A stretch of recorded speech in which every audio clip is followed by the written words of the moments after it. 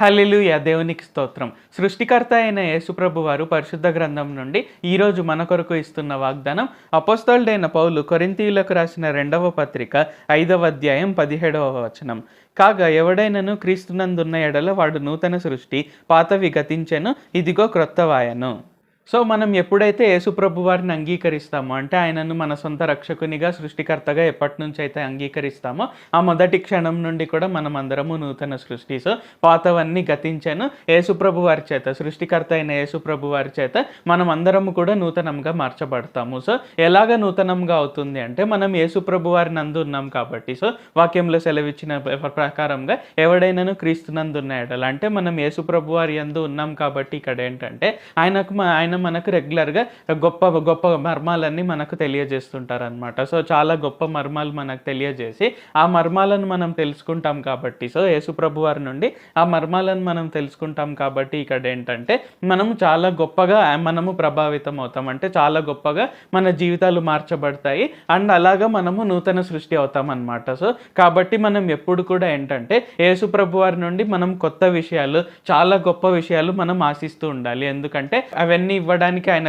సమర్థుడు. And at the same time ఇక్కడ ఏంటంటే అది ఇవ్వడానికి ఆయన కోరుకుంటున్నారు కూడా. సో అందుకనే ఇక్కడ ఏంటంటే మనం యేసుప్రభు వారి నుండి ఎల్లప్పుడూ కూడా మనం రెగ్యులర్గా కొత్త విషయాలు, చాలా గొప్ప విషయాలు ఆశిస్తూ మనం వాటిని పొందుకుంటూ సృష్టికర్త అయిన యేసుప్రభు వారి చేత మనం ఆయన స్వరూపంలోనికి మార్చబడి మనం అందరం కూడా నూతన సృష్టి అవుతాము. సో అలాగా మనం నూతన సృష్టి అవుతాం కాబట్టి మనం రెగ్యులర్గా ఆయన యందు ఉండాలి. ఆయన నుండి కొత్త విషయాలు, చాలా గొప్ప విషయాలు మనం పొందుకుంటూ ఆయన స్వరూపంలోనికి మార్చబడతాము. ప్రార్థించుకుందాం.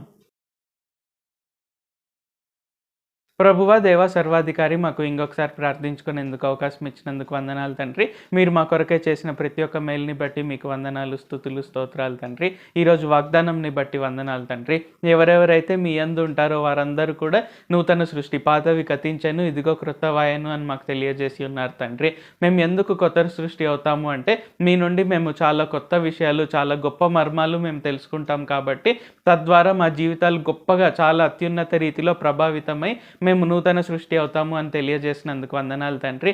సో అవన్నీ ఇవ్వడానికి మీరు సమర్థులు. And at the same time మీరు ఇవ్వాలని కోరుకుంటున్నారు కాబట్టి మేమందరం కూడా ఈ ప్రార్థనలో పాల్గొంటున్న ప్రతి ఒక్కరం కూడా రెగ్యులర్గా మీ నుండి మేము చాలా కొత్త విషయాలు, చాలా గొప్ప విషయాలు మేము నేర్చుకొని మీ స్వరూపంలోనికి మార్చబడి నూతన సృష్టి అవుటకు సహాయం చేయండి.